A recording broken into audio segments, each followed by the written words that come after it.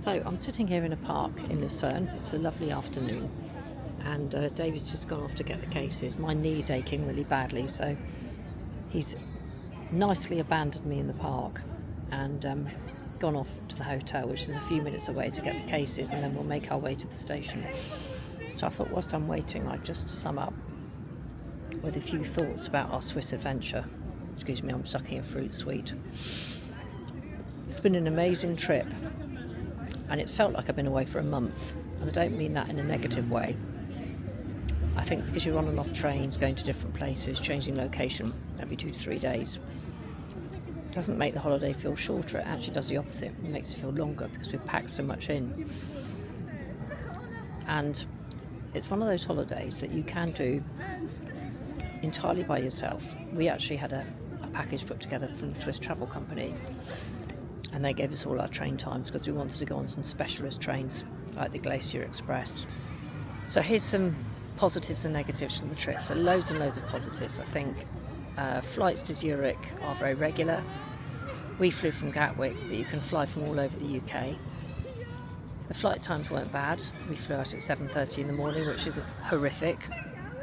We're going back late tonight, which means that we'll be arriving in London probably around about 10:30, something like that. We'll be driving down to the West Country sort of overnight, late evening into the very early hours of the morning, which sounds horrendous, but actually it's not that bad when you think it's the summer and the roads should be nice and quiet. So it's definitely got its benefits. So that's good, and it's not very far. The flight's only about an hour and 20 minutes, so it's nice and quick. When you get to Zurich, the railway station is right outside the airport, so again you can just jump on the train that you want to jump on. One of the other pluses about Switzerland is that everybody speaks extremely good English. If you are going to learn a second language to go there, my recommendation is German, unless you go down to the Italian part, in which case it's Italian, but most of Switzerland seems to be orientated towards speaking German. That seems to be the overwhelming key language to know. I don't know very much German. I can get by on a few sort of hello, thank you, please, no, that kind of thing. But most Swiss people speak excellent English, and you can just go and ask somebody in English a question, they'll generally be able to tell you. So that's another massive bonus. The other plus about Switzerland is it feels very safe here. I've not felt unsafe once, whereas there are other places like railway stations where you might turn up and feel quite unsafe and quite vulnerable, and you wouldn't want to hang around. Paris is a good example of that, where you might come out of the Gare du Nord and feel you're in some kind of horrible or parallel universe to your own. It's really not very nice, but Switzerland doesn't feel like that. None of the stations felt threatening or intimidating or grubby or crime-ridden. They were all universally good, and that is because the Swiss public transport system is second to none. It's absolutely incredible. Everything runs like clockwork. The trains run on time. If a train says it will leave at 4:57 in the afternoon, it will leave at 4:57 in the afternoon. It's very, very reliable. And another plus is to buy a Swiss travel pass, which only tourists can buy. We bought one for 2 weeks. It was several £100s, but it's covered us for absolutely everything.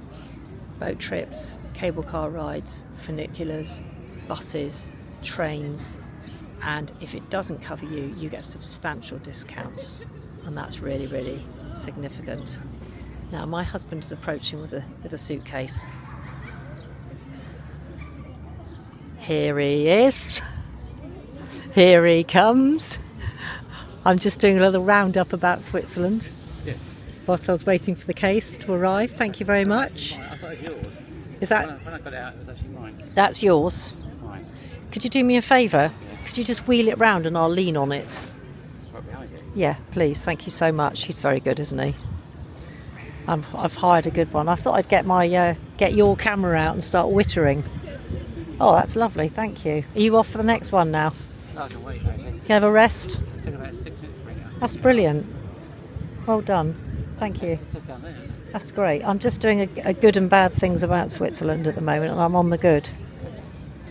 So I've talked about the reliability of rail travel. I've talked about safety. I've talked about the fact that Swiss people speak good English. I've talked about that's about it really so far. Anyway, the food in Switzerland's really good. I wouldn't say it's massively vegetarian friendly. There's a lot of meat, a lot of veal. Veal seems very, very popular, but you can get fish dishes quite easily. Perch seems to be the delicacy. That's what seems to be the key fish, and that's very nice as well. And lots of Italian food. If you just want your bog standard pasta, pizza, it's here aplenty. You can get good curries as well. So I would say there isn't quite the variety of food that you get in the UK, but it is good. Lots of places sell ice cream. One little tip that's quite nice is to have a meal in a restaurant and then trundle off somewhere and go and get yourself a gelato from a vendor. It's a lot cheaper as well. And the hotels are good in Switzerland as well, apart from one that we stayed in which wasn't great, but all the hotels are generally immaculately clean. They have, if you're sharing a bed, you get like a duvet each, which is really nice. And anything from 4-star upwards tends to be air conditioned, so that's really good as well. So I'd recommend Switzerland as a place to go on holiday. The scenery, and this is the biggest plus of coming to Switzerland, the scenery is amazing. Whether it's lakes or mountains, whatever it is you're looking for, it's here. What there isn't obviously is beaches, but you get those on lakes.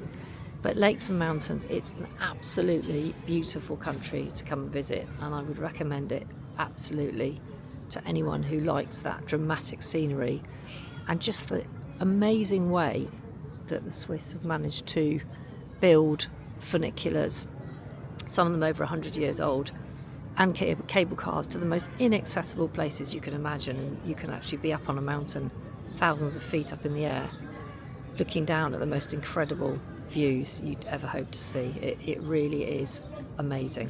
So Switzerland is a lovely country. Downsides, number one, it's blooming expensive. It's more expensive than the UK. Not a lot more, but it's noticeable. So typically a cup of coffee might cost you £4, maybe £5 in the UK if you were paying London prices. It will cost you something like 8 Swiss francs quite easily, sometimes 10 Swiss francs. So what are we talking about? 8, 9 quid a cup of coffee.